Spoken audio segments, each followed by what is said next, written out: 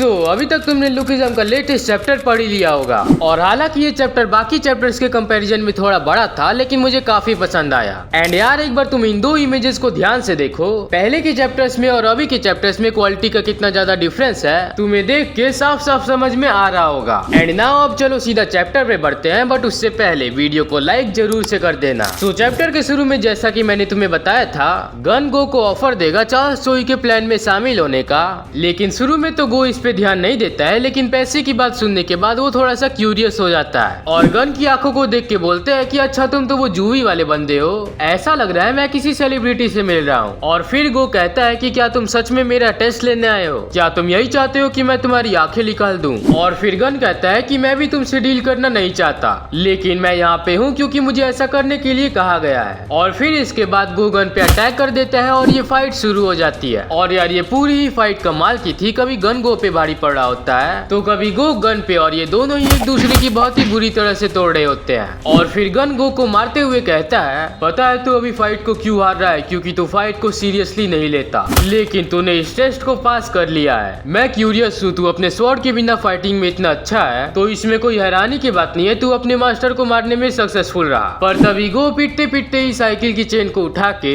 Gun पे attack करना शुरू कर देता है और कहता है उस इंसिडेंट के बारे में बात करना बंद कर। और उसके बाद गो लगातार साइकिल के चेन से ही कॉन्टिन्यूअस अटैक करना शुरू कर देता है और गन को अटैक करने का मौका ही नहीं देता है। और गन की बजाने के बाद कहता है कि मैंने तो टेस्ट पास कर लिया लेकिन तू फेल हो गया। और ये सब कहने के बाद जैसे ही गो जा रहा होता है तो गन खड़ा होके कहता है रुक जा, अभी तो ये एक्साइटिंग होना शुरू हुआ है। और फिर गन अपना आइकॉनिक डायलॉग कहता है गो किम लेट्स किल ईच अदर। और यार इस फाइट को देखने के बाद काफी सारे लोग ऐसा कह रहे थे कि गो ने गन को डिफीट कर दिया, गो गन से ज्यादा पावरफुल है वगैरह वगैरह। लेकिन यार मैं तुम्हें एक चीज समझाना चाहता हूँ कि सभी कैरेक्टर के पास एक स्पेशल स्टैट है। लाइक जेम्स ली के पास स्पीड है, गो किम के पास वेपन प्रोफिशिएंसी है और गन के पास ड्यूरेबिलिटी है। और इसी वजह से अगर फाइट के बाद तुम्हें गन थोड़ा सा इंजर्ड दिख रहा है तो इसका मतलब ये नहीं कि गन कमजोर है। फॉर एग्जाम्पल तुम ऐसे समझो कि जेम्स ली के पास स्पीड है, इसी वजह से वो ज्यादातर अटैक्स को डॉज कर लेता है और उसे ज्यादा डैमेज नहीं मिलता। लेकिन अगर जेम्स ली को भी उतना डैमेज मिलेगा जितना गन को मिलता है तो यार उस सिचुएशन में जेम्स ली उतने अच्छे से फाइट नहीं कर पाएगा जिस तरह से गन कर लेता है, क्योंकि यार गन की ड्यूरेबिलिटी इतनी हाई है कि वो डैमेज उसके ऊपर ज्यादा असर नहीं करता। और यार कुल मिला के मैं तुमसे सिर्फ यही कहना चाहता हूँ कि यहाँ पे गन और गो की बराबरी की फाइट हुई है, ऐसा नहीं है कि गो यहाँ पे जीत गया है ना। अब आगे बढ़ते हैं चैप्टर में जहाँ पे गन और गो वापस से फाइट करने वाले होते हैं, लेकिन तभी यहाँ पे एंट्री होती है जेम्स ली की, जो इन दोनों को फाइट करने से रोक देता है। और इसके बाद गो इलाइट से मिलता है और उससे उसका प्लान समझता है। और चार्ल्स का प्लान समझने के बाद वो शामिल होने के लिए तो तैयार हो जाता है, लेकिन वो वहाँ पे अपने कुछ कंडीशन रखता है जिसे कि चार्ल्स सोई मान लेता है। और वहाँ पे गो कहता है कि कभी भी हाओरंग स्वॉर्ड के इंसिडेंट को मेंशन नहीं करना। और यार इस इंसिडेंट को इतने बार मेंशन किया जा रहा है तो यार मुझे लगता है कि आगे के चैप्टर्स में, मतलब इस आर्क के खत्म होने के बाद जो आगे के चैप्टर्स होंगे उसमें हमें गो किम के पास्ट को एक्सप्लोर करते हुए दिखाया जा सकता है। तुम्हारा इस पे क्या ओपिनियन है वो तुम कमेंट में बताना।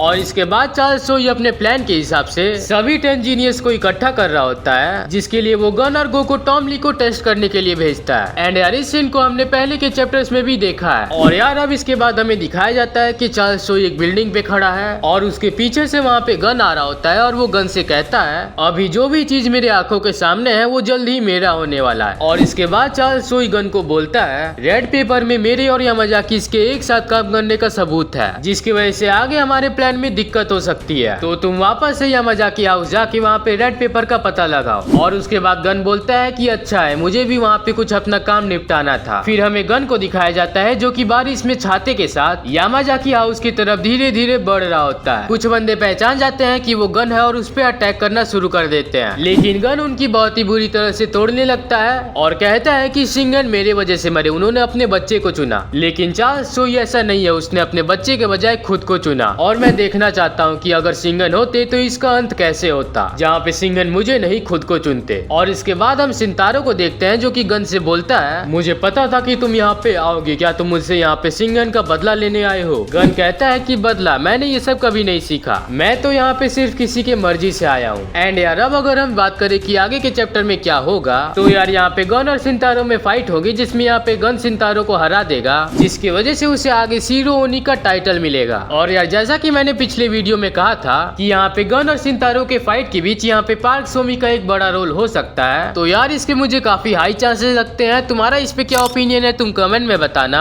एंड यहाँ पे गन सिंतारो को हराने के बाद वही डेड पेपर को इन्वेस्टिगेट करेगा जैसा कि उसे चार्ल्स सोई ने ऑर्डर दिया है। और इसके बाद आगे के चैप्टर में हमें गन और चार्ल्स सोई के रिलेशनशिप को थोड़ा और एक्सप्लोर किया जाएगा ताकि हमें ये पता चल सके आखिर गन इतना लॉयल क्यों था चार्ल्स सोई के लिए। सो यार तुम्हारा क्या प्रेडिक्शन है नेक्स्ट चैप्टर से वो तुम कमेंट में बताना। एंड अगर तुम्हें ये वीडियो पसंद आया हो तो वीडियो को लाइक कर देना। और यार तुम लोग वीडियो तो देखते हो लेकिन चैनल को सब्सक्राइब नहीं करते, तो यार चैनल को भी सब्सक्राइब कर दो। मिलते हैं नेक्स्ट वीडियो में, बाय बाय।